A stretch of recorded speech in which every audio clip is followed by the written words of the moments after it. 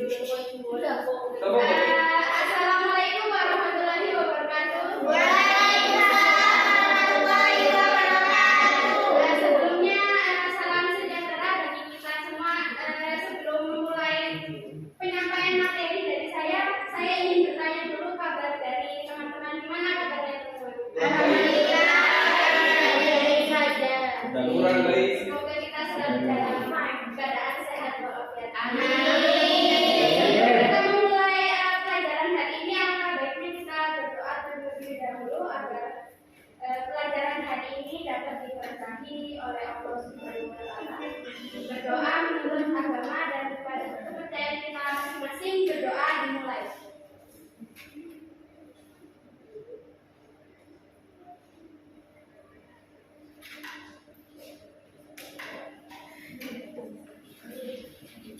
Berdoa selesai. Langsung saja, sebelum kembali ke materi, mungkin dari teman-teman ada yang sudah pernah dengar tidak? Apa sih itu outsourcing gitu ya? Nggak tahu. Mungkin sedikit saja ya. Kalau out kan keluar ya. Ya, outsourcing. Nah, dapat kita pahami bahwa outsourcing itu adalah sebuah perusahaan yang menawarkan jasa kepada perusahaan lain. Jadi ada suatu perusahaan ya, dia tuh kerjanya bukan menjual barang ataupun bahan mentah, namun melainkan dia itu adalah menjual jasa dari orang-orang yang mempunyai bakat. Contoh saja Pak, perusahaan TKW.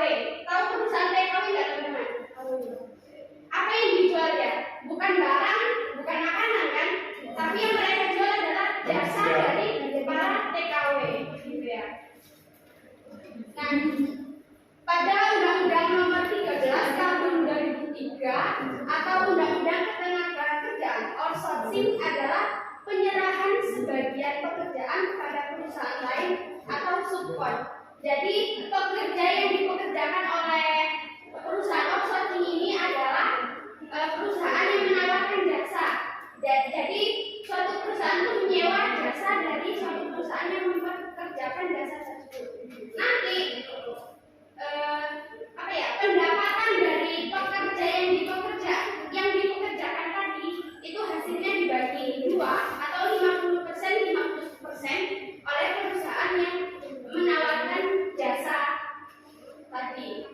Baik, sebelum pemateri selanjutnya kita simak dulu video yang sudah saya persiapkan. Mohon persiapkan alat tulis dan nanti ada sesi kuis ya teman-teman ya.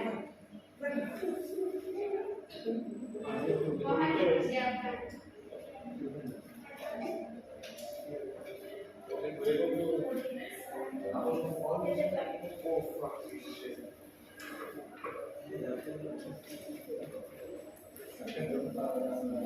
Mohon disimak dengan baik-baik. HP-nya yang masih bermain HP tolong taruh di belakang.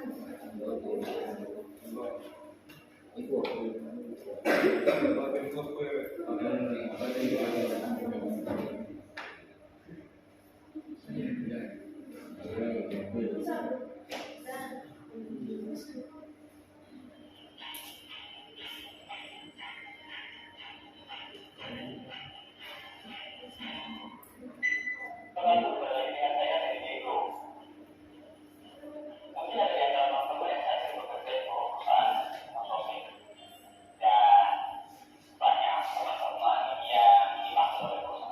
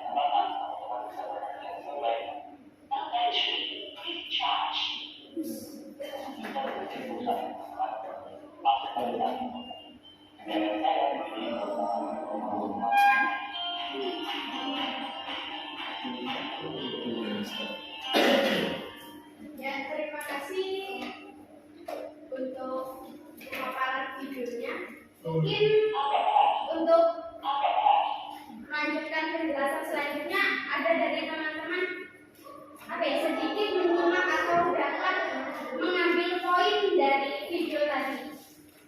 Bisa acung tangan. Ada yang tahu kira-kira apa sih poin dari video tersebut?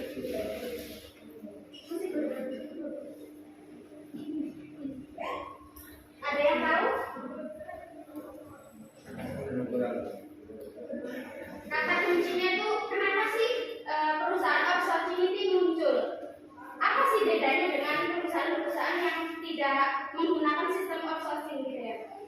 Jadi sistem outsourcing ini banyak manfaatnya. Selain dapat meningkatkan kualitas dari perusahaan yang sedang dibangun, juga outsourcing dapat membantu menghemat pengeluaran. Bagaimana tidak?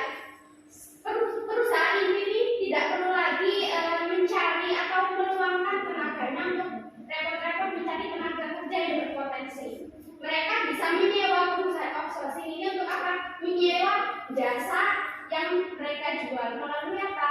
Melalui jasa yang mereka sediakan sesuai dengan kemampuan yang kita mau untuk perusahaan kita, gitu ya teman-teman. Untuk sebelum mengakhiri penjelasan dari saya, mungkin saya memberi satu saja kuis, dan di sini wajib satu dari kalian bisa menjawab. Apakah bisa dipahami? Kuisnya seperti ini. Silakan dicatat teman-teman.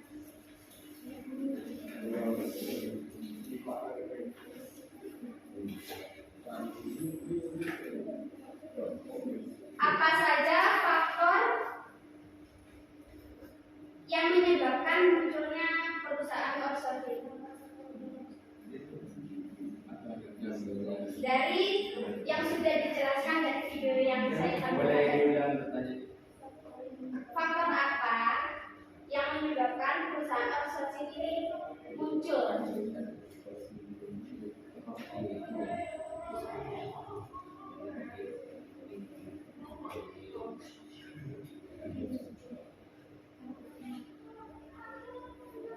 Mungkin dari Mbak Anissa atau Mbak Yeni atau Mbak Aziza, monggo. Yang pertama, kurangnya SDM. Kurangnya SDM itu maksudnya bagaimana? Mohon dijelaskan kembali. Bisa maju Mbak Anissa atau? Monggo maju Mbak Anissa.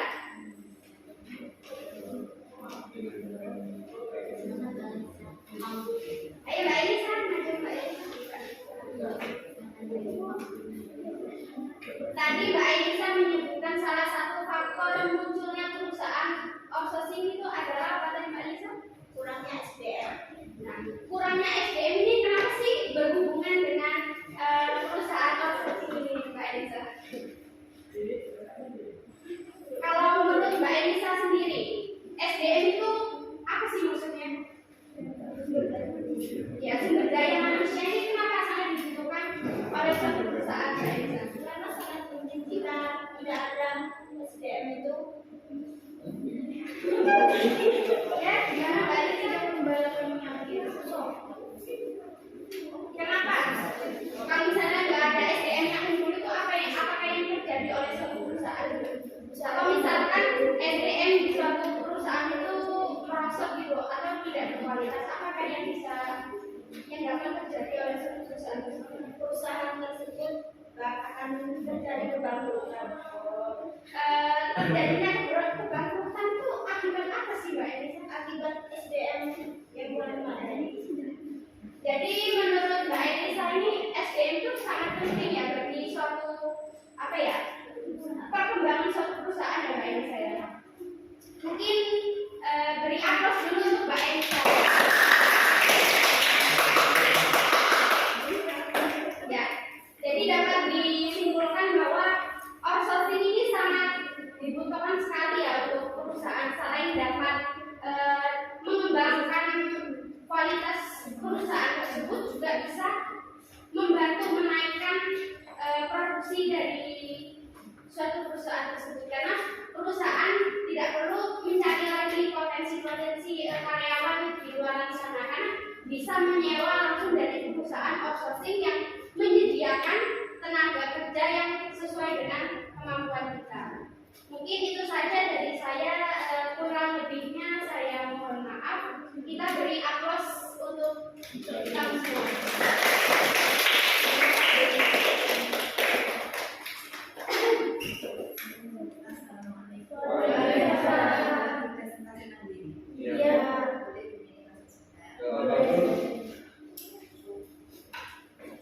Terima kasih waktunya, mohon maaf kalau mengganggu sebentar saja.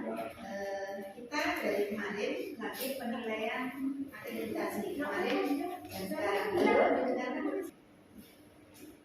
Baik, di sini saya akan melanjutkan tentang jenis outsourcing.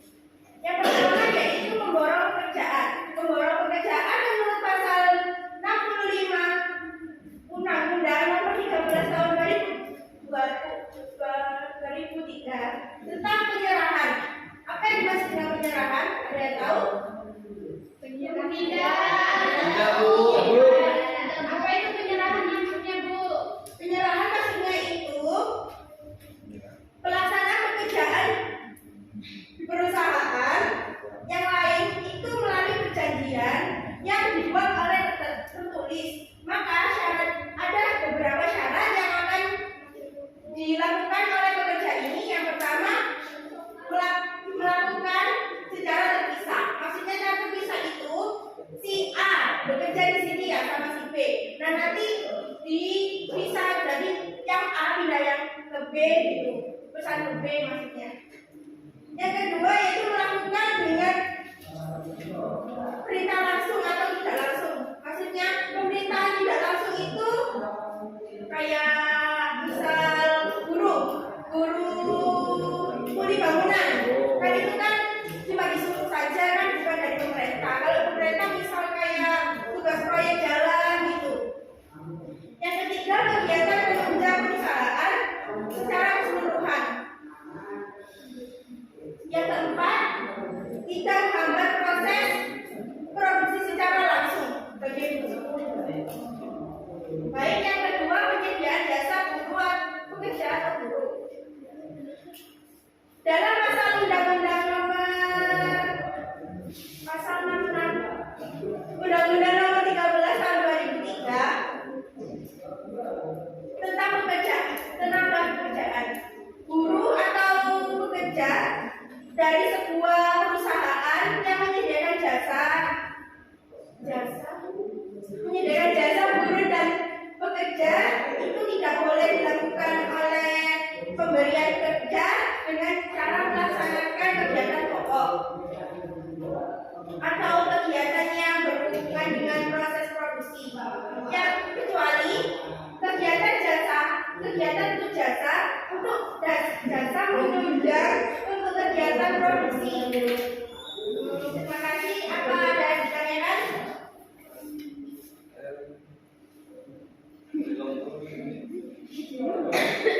Balik, Ma. Tadi kan jenis apa namanya outsourcing itu ada 4. Maksudnya ada 2. Nanti yang pemborong pekerjaan itu dibagi menjadi 4. Ada syarat-syarat 4 itu.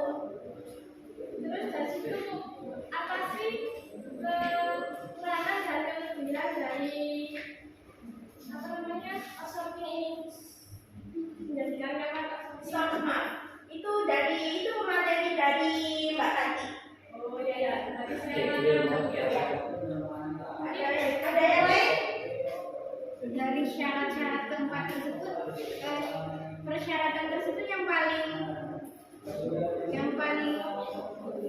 efektif untuk perusahaan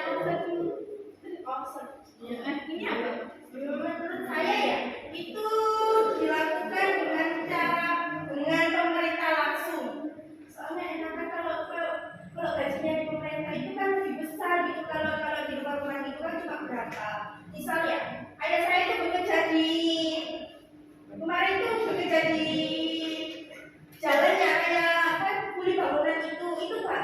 Gajinya sekitar 150-an. Kalau di rumah itu sekitar 100.000. Jadi selisihnya cuma 50.000. Apa bisa dipahami? Baik, itu saja materi yang saya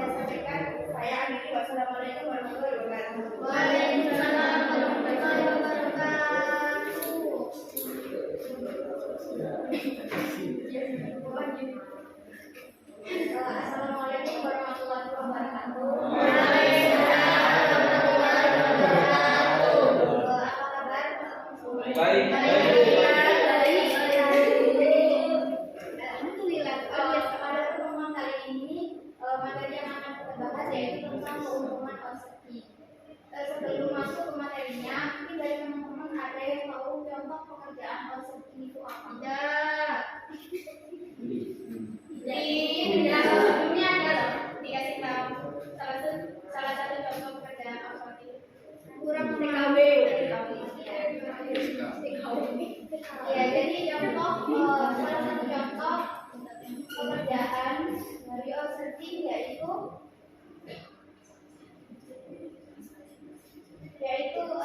contohnya itu seperti tugas kebersihan, kemudian tugas keamanan, sopir, dan lain-lain. Sekarang kita masuk pada materi inti yaitu tentang keuntungan outsourcing. Keuntungan outsourcing itu ada dua. Yang pertama bagi perusahaan dan yang kedua itu bagi karyawan. Keuntungan outsourcing bagi perusahaan yang pertama, perusahaan tidak perlu dirumuskan dengan perekrutan. Jadi perekrutan karyawan itu sudah dilakukan oleh perusahaan jasa outsourcing. Jadi perusahaan yang menggunakan jasa outsourcing itu tidak perlu melakukan rekrutmen lagi. Jadi perusahaan tersebut itu bisa langsung mempekerjakan karyawan yang sudah direkrut oleh perusahaan jasa outsourcing. Yang kedua menghemat biaya operasional. Biasanya sebuah perusahaan menggunakan sistem outsourcing itu untuk menghemat biaya operasional, khususnya pada biaya rekrutmen, kemudian gaji, fasilitas penunjang, sampai pelatihan karyawan. Tanggung jawab tersebut itu semuanya dialihkan pada vendor dari perusahaan jasa outsourcing tersebut. Yang ketiga yaitu fokus pada bisnis utama. Dengan menggunakan sistem outsourcing, maka perusahaan itu bisa meningkatkan hal-hal yang dinilai lebih penting sebagai fokus profitnya. Khususnya pada pekerjaan-pekerjaan yang tidak terlalu tidak berpengaruh atau signifikan terhadap pendapatan perusahaan. Contohnya seperti tugas kebersihan, kemudian tugas keamanan. Jadi suatu perusahaan itu bisa lebih fokus pada bisnis utamanya. Dan yang terakhir yaitu ketersediaan tenaga kerja yang tertinggi. Jadi perusahaan menggunakan jasa outsourcing itu tidak perlu mengkhawatirkan tentang ketersediaan tenaga kerja, karena pada perusahaan outsourcing itu sudah akan selalu menyediakan karyawan yang sesuai dengan model yang akan diminta oleh perusahaan yang menggunakan jasa tersebut. Dan selanjutnya yaitu keuntungan outsourcing bagi pihak karyawan. Yang pertama, peluang bagi fresh graduate. Sistem outsourcing ini bisa dibilang sangat bermanfaat untuk para fresh graduate, di mana biasanya perusahaan itu membutuhkan tenaga kerja yang sudah berpengalaman. Meski minim pengalaman atau tidak memiliki pengalaman, para fresh graduate itu bisa berkesempatan untuk mendapatkan pekerjaan melalui sistem outsourcing ini. Dan yang kedua yaitu mendapat tambahan keahlian. Keuntungan lain yang diperoleh oleh karyawan yaitu mendapat tambahan keahlian, di mana para karyawan yang sudah direkrut itu biasanya diberi pelatihan pekerjaan, sehingga pada saat karyawan tersebut akan dipekerjakan, karyawan tersebut sudah memiliki keahlian dan berpengalaman. Dan yang ketiga yaitu menyalurkan memiliki keahlian khusus. Dengan menggunakan sistem outsourcing, karyawan yang memiliki keahlian khusus itu bisa menyalurkan keahlian tersebut melalui sistem outsourcing ini. Itu tadi materi yang bisa saya sampaikan. Mungkin dari teman-teman ada yang mau bertanya. Bu, saya juga.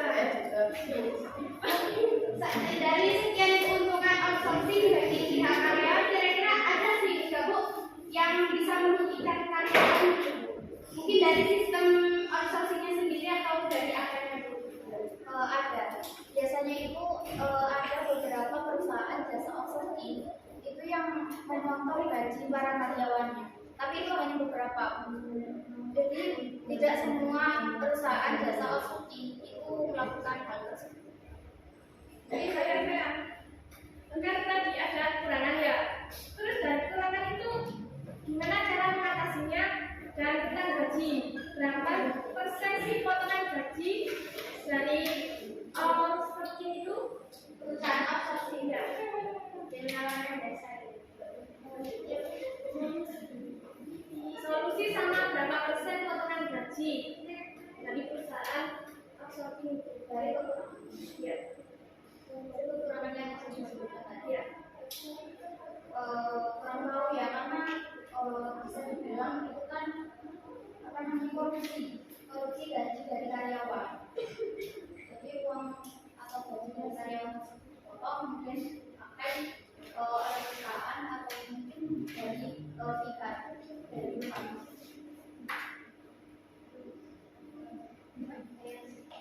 Dari yang sudah dijelaskan sebelumnya, jadi sistem pembagian gajinya itu seperti apa?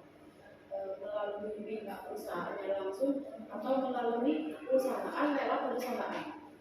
Jadi untuk gajinya itu yang menggaji karyawan tersebut bukan dari perusahaan yang memberikan pekerjaan, tetapi dari perusahaan yang menyediakan jasa seperti itu. Jadi perusahaan lewat perusahaan. Iya. Nanti dari perusahaan outsourcing ke karyawan. Ya, mungkin dari teman-teman bisa menyimpulkan apa yang sudah saya jelaskan tadi. Mungkin Mbak Yeni.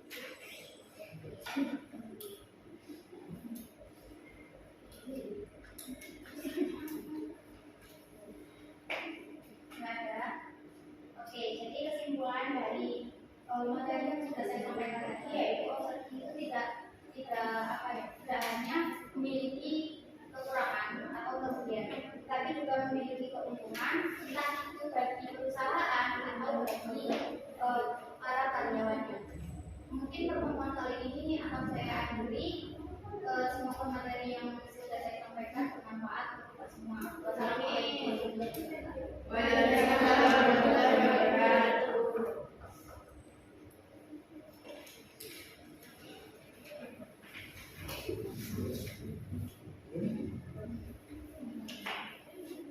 Assalamualaikum warahmatullahi wabarakatuh. Waalaikumsalam warahmatullahi wabarakatuh. Masih semangat? Insyaallah. Masih. Bu, masih semangat? Masih. Butuh kopi dulu. Di sini sebelum saya menjelaskan materi penyebab gagalnya outsourcing, saya akan mengulas kembali materi yang sudah dijelaskan kemarin. Minggu kemarin kalian menjelaskan apa? Lupa Bu. Diskriminasi kerja. Di dalam diskriminasi kerja itu membahas tentang apa saja? Undang-undang, terus jenis pekerjaan, Jenis pekerjaan, faktor-faktor pekerjaan, sumber-sumber pekerjaan, yang mana di dalamnya itu terdapat perbedaan antara laki-laki dan perempuan. Dari sini masih bisa dipahami? Masih ingat? Sedikit, insyaallah. Baik, saya pikir sudah paham semua. Di sini saya akan menjelaskan tentang penyebab gagalnya outsourcing. Penyebab gagalnya outsourcing yang pertama yaitu kurang komitmen, dukungan, dan keterlibatan manajemen dalam pelaksanaan outsourcing. Yang mana kalau seumpama nih di dalam perusahaan tidak memiliki komitmen, itu yang sangat paling ditakuti di dalam perusahaan. Apabila perusahaan itu tidak memiliki komitmen yang jelas atau dukungan dari karyawan-karyawan setempat atau teman-teman terdekat yang ikut mengelola perusahaan tersebut, apabila tidak ada dukungan tersebut, semuanya itu tidak akan terjadi. Apalagi keterlibatan manajemen, apabila tidak mencantumkan keterlibatan manajemen ini, proyek outsourcing ini dalam jangka panjang maupun jangka pendek itu tidak akan terlaksanakan, atau yang mana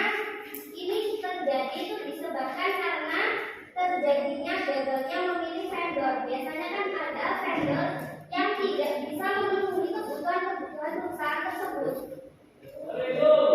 Dari sini sudah paham? Bu, vendor itu apa sih maksudnya, Bu? Vendor itu kayak orang yang membantu investasi di perusahaan kita.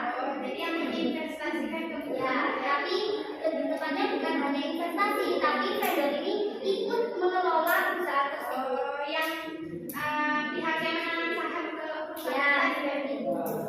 Di sini apa ada yang gagal?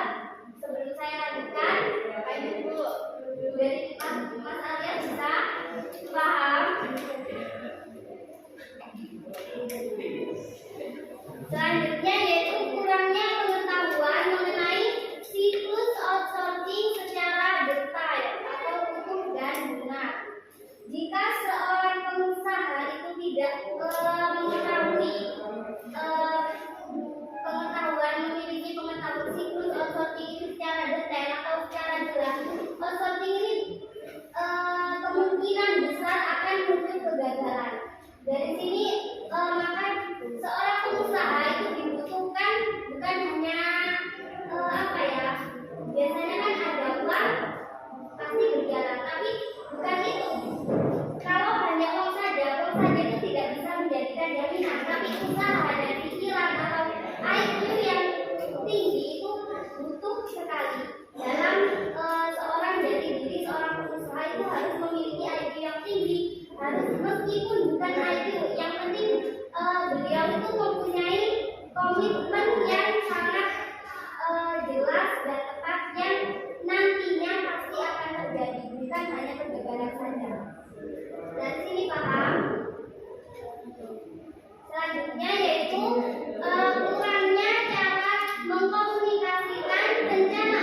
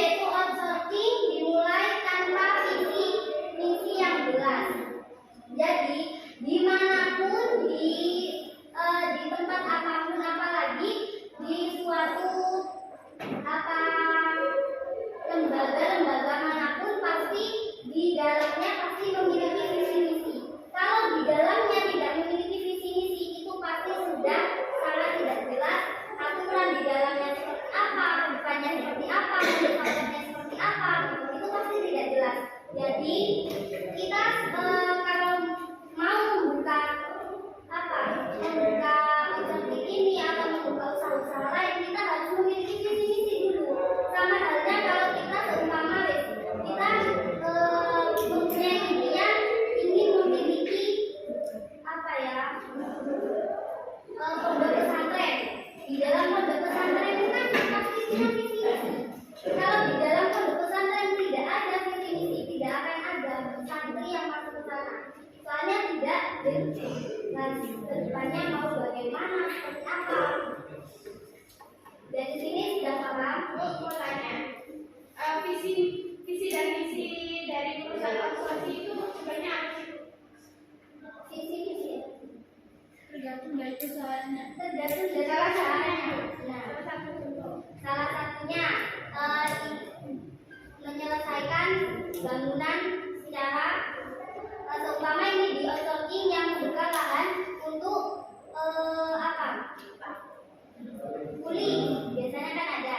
Itu untuk membangun seperti villa terbangun secara lebih cepat seperti itu. Dan juga Bu, tadi kan dijelaskan bahwa salah satu penyebab gagalnya outsourcing adalah karena tidak adanya suatu komitmen di dalam suatu perusahaan.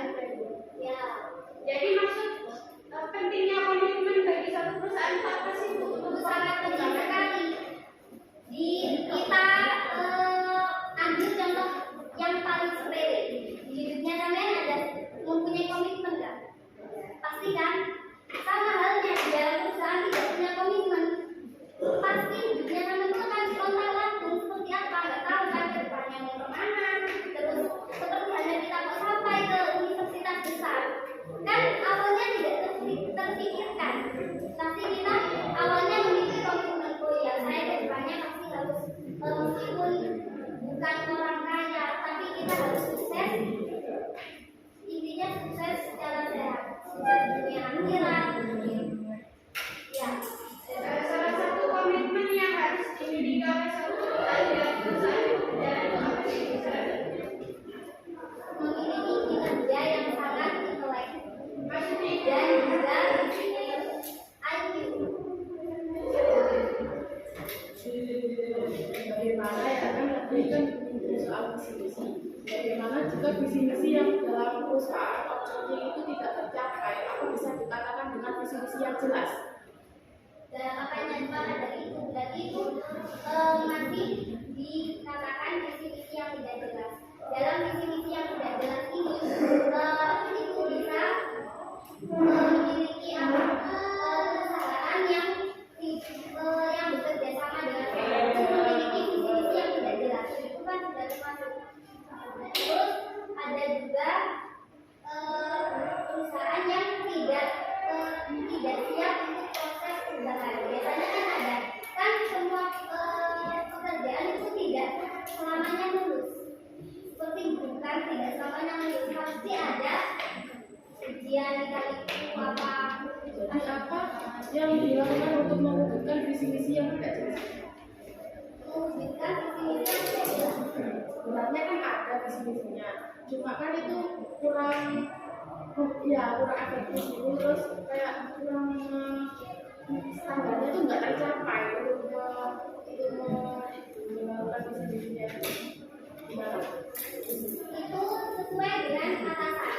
Berarti kalau seumpama visi misinya tidak jelas ya. Tapi kalau atasannya itu memungkinkan untuk mewujudkan visi misi itu lebih baik, mungkin bisa caranya dengan tahun kedepannya bisa mengubah visi misi tersebut. Bagaimana cara ini kan seumpama visi misi yang satu ini sudah tidak jalan, tahun kedepannya diganti seperti apa? Mungkin sama tapi pekerjaannya itu berbeda. Itu dikatakan visi misi yang jelas atau tidak jelas? Tidak jelas. Di sini ada yang ditanyakan. Sudah paham semua? Insya Allah paham. Kalau sudah paham semua, saya punya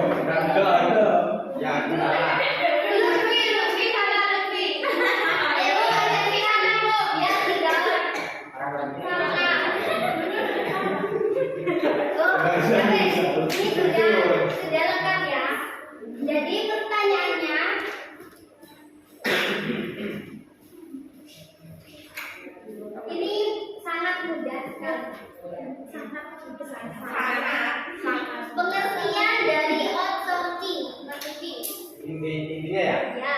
Outsourcing itu tidak menjual data yang intinya itu menjual jasa untuk bekerja.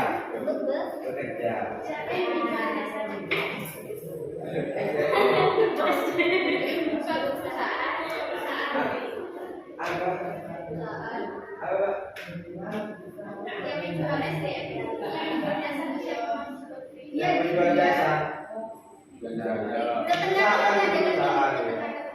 Perusahaan. Ya, perusahaan. Besar lagi kok.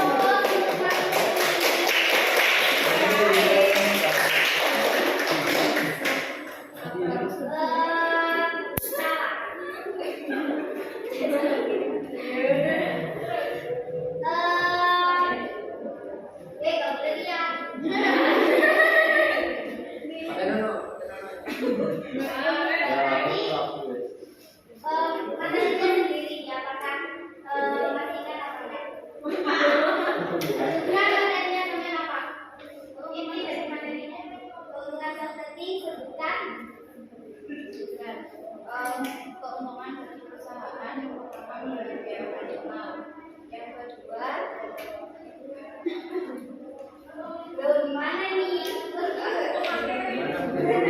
kedua fokus pada bisnis utama, yang ketiga tidak perusahaan tidak perlu melakukan berurusan dengan manajemen, yang keempat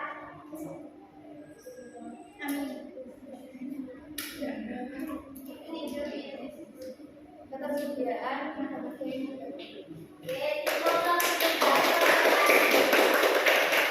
Ini sangat spesial ya pertanyaannya.